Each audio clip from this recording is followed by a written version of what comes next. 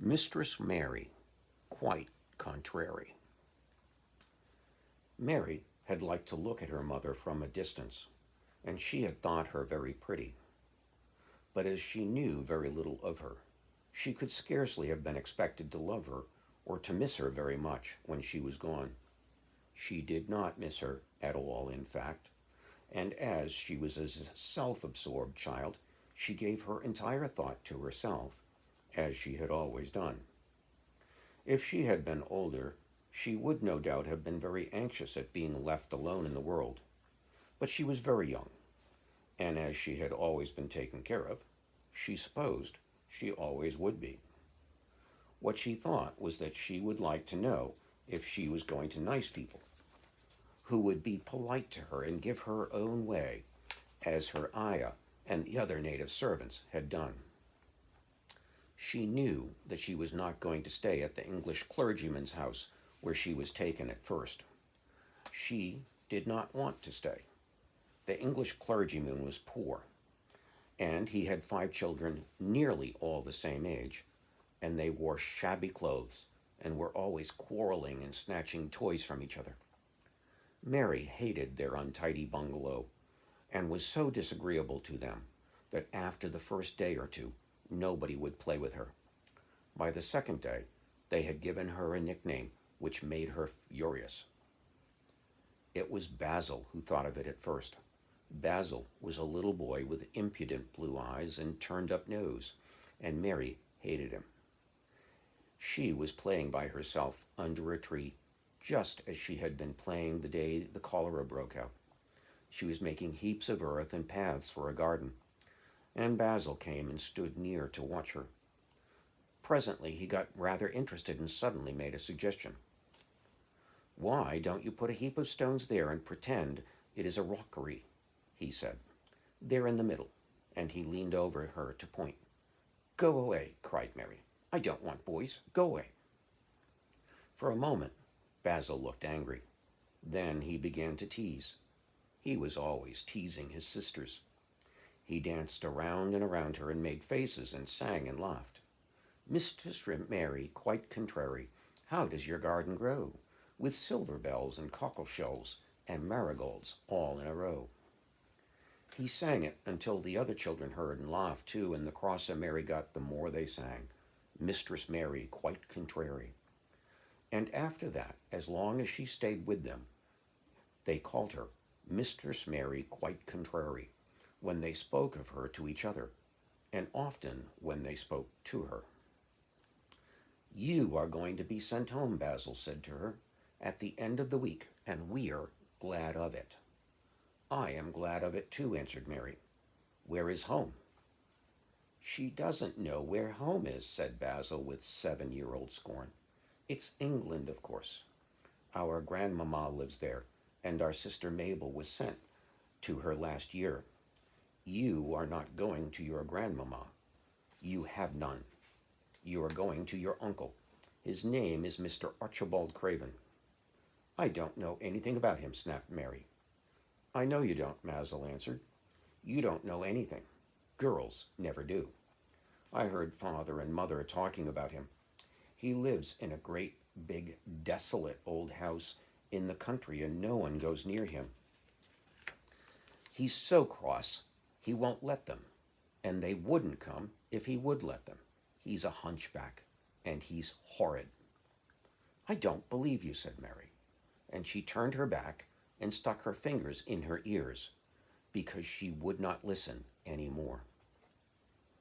But she thought over it a great deal afterward, and when Mrs. Crawford told her that night that she was going to sail away to England in a few days and go to her uncle, Mr. Archibald Craven, who lived at Misselthwaite Manor, she looked so stony and stubbornly uninterested that they did not know what to think about her. They tried to be kind to her, but she only turned her face away when Mrs. Crawford attempted to kiss her, and held herself stiffly when Mr. Crawford patted her shoulder. "She is such a plain child," Mrs. Crawford said pityingly afterward, "and her mother was such a pretty creature. She had a very pretty manner, too, and Mary has the most unattractive ways. I ever saw in a child.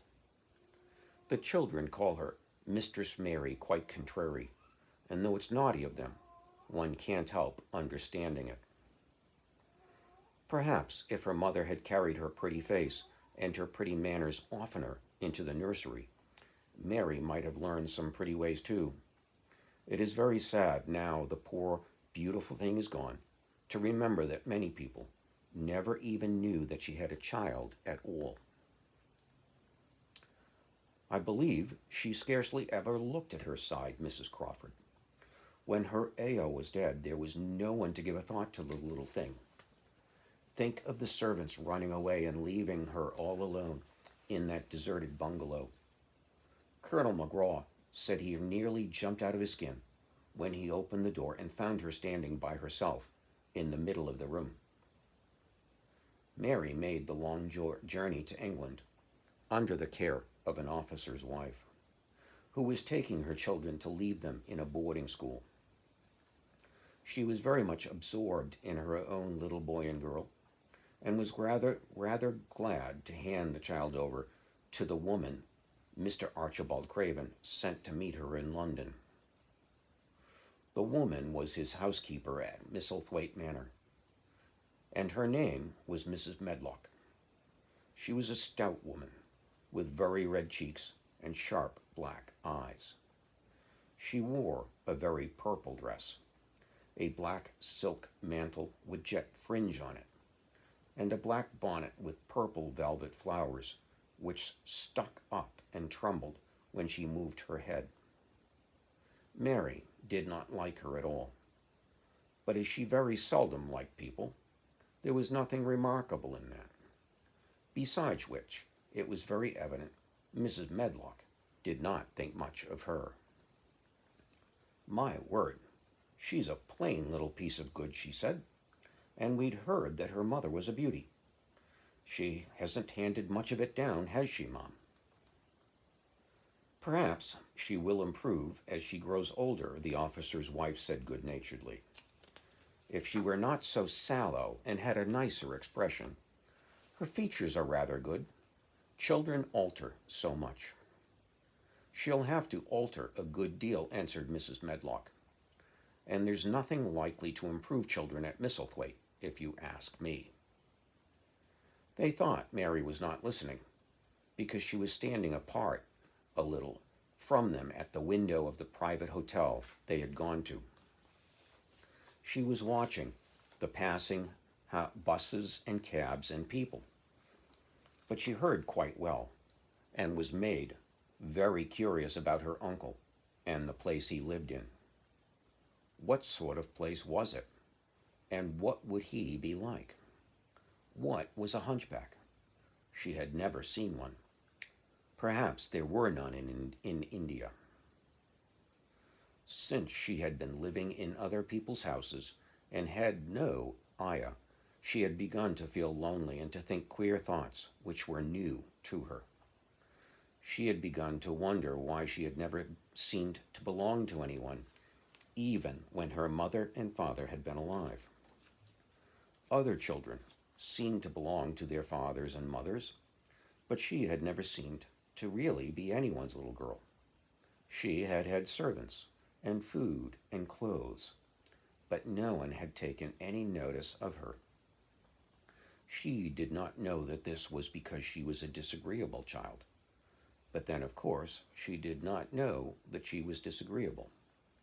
She often thought other people were, but she did not know that she was so herself. She thought Mrs. Medlock the most disagreeable person she had ever seen, with her common, highly colored face and her common, fine bonnet.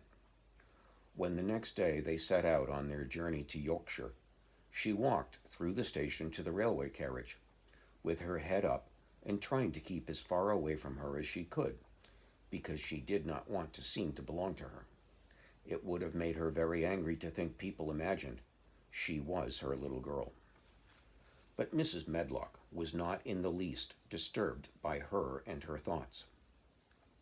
She was the kind of woman who would stand no nonsense from the young ones. At least, That is what she would have said if she had been asked. She had not wanted to go to London just when her sister Maria's daughter was going to be married. But she had a comfortable, well-paid place as housekeeper at Misselthwaite Manor, and the only way in which she could keep it was to do at once what Mr. Archibald Craven told her to do. She never dared even to ask a question. Captain Lennox and his wife have died of the cholera, Mr. Craven had said in his short, cold way. Captain Lennox was my wife's brother, and I am their daughter's guardian. The child is to be brought here. You must go to London and bring her yourself. So she packed her small trunk and made the journey. Mary sat in her corner of the railway carriage and looked plain and fretful. She had nothing to read or to look at, and she had folded her thin little black-gloved hands in her lap.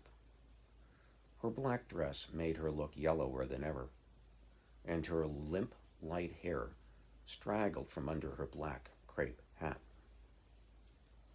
A more married-looking young one I never saw in my life, Mrs. Medlock thought. Married is a Yorkshire word and means spoiled and pettish. She had never seen a child who sat so still without doing anything, and at last she got tired of watching her and began to talk in a brisk, hard voice. I suppose I may as well tell you something about where you are going to, she said. Do you know anything about your uncle? No, said Mary. Never heard your father and mother talk about him? No, said Mary, frowning. She frowned because she remembered that her father and mother had never talked to her about anything in particular. Certainly they had never told her things. Muttered Mrs. Medlock, staring at her queer, unresponsive little face. She did not say any more for a few moments, and then she began talking again. I suppose you might as well be told something to prepare you. You are going to a queer place. Mary said nothing at all, and Mrs. Medlock looked rather discomfited by her apparent indifference. But after taking a breath, she went on. Not but that it's a grand place in a gloomy way, and Mr. Craven's proud of it in his way, and that's gloomy enough too. The house is 600 years old, and it's on the edge of the moor, and there's near 100 rooms in it, though most of them's shut up and locked. And there's pictures and fine old furniture and things that's been there for ages, and there's a big park round it, and gardens, and trees with branches trailing to the ground, some of them. She paused and took another breath. But there's nothing else, she said. She ended suddenly. Mary had begun to listen in spite of herself. It all sounded so unlike India, and anything new rather attracted her. But she did not intend to look as if she were interested. That was one of her unhappy, disagreeable ways. So she sat still. Well, said Mrs. Medlock, what do you think of it? Nothing, she answered. I know nothing about such places. That made Mrs. Medlock laugh, a short sort of laugh. Huh? She said. But you are like an old woman, don't you care? It doesn't matter, said Mary, whether I care or not. You are right enough there, said Mrs. Medlock. It doesn't. What you're to be kept at Misselthwaite Manor for, I don't know, unless it's because it's the easiest way. He's not going to trouble himself about you, that's sure and certain. He never troubles himself about no one. She stopped herself as if she had just remembered something in time. He's got a crooked back, she said. That set him wrong. He was a sour young man, and got no good of all his money and big place till he was married. Mary's eyes turned toward her in spite of her intention not to seem to care. She had never thought of the hunchback's being married, and she was a trifle surprised. Mrs. Medlock saw this, and she was a talkative woman. She continued with more interest. This was one way of passing some time, any rate. She was a sweet, pretty thing, and he'd have walked the world over to get her a blade of grass she wanted. Nobody thought she'd marry him, but she did. People said she'd married him for his money, but she didn't. She didn't. Positively. When she died, Mary gave a little involuntary jump. "Oh, did she die?" she exclaimed, quite without meaning to. She had just remembered a French fairy story she had once read called Riquet à la Houppe. It had been about a poor hunchback and a beautiful princess, and it had made her suddenly sorry for Mr. Archibald Craven. "Yes, she died," Mrs. Medlock answered, and it made him queerer than ever. He cares about nobody. He won't see people. Most of the time he goes away, and when he is at Misselthwaite, he shuts himself up in the west wing and won't let anyone but Pitcher see him. Pitcher's an old fellow, but he took care of him when he was a child, and he knows his ways. It sounded like something in a book, and it did not make Mary feel cheerful. A house with 100 rooms, nearly all shut up and with their doors locked. A house on the edge of a moor, whatsoever a moor was, sounded dreary. A man with a crooked back who shut himself up also. She stared out of the window, and her lips pinched together, and it seemed quite natural that the rain should have begun to pour down in gray, slanting lines and splash and stream down the window panes. If the pretty wife had been alive, she might have made things cheerful by being something like her own mother, and by running in and out and going to parties as she had done in frocks, full of lace. But she was not there any more. "You needn't expect to see him, because 10 to 1 you won't," said Mrs. Medlock. "And you mustn't expect that there will be people to talk to you. You'll have to play about and look after yourself. You'll be told what rooms you can go into and what rooms you're to keep out of. There's gardens enough, but when you're in the house, don't go wandering and poking about. Mr. Craven won't have it." "I shall not want to go poking about," said our little Mary, and just as suddenly she had begun to be rather sorry for Mr. Archibald Craven. She began to cease to be sorry, and to think he was unpleasant enough to deserve all that had happened to him.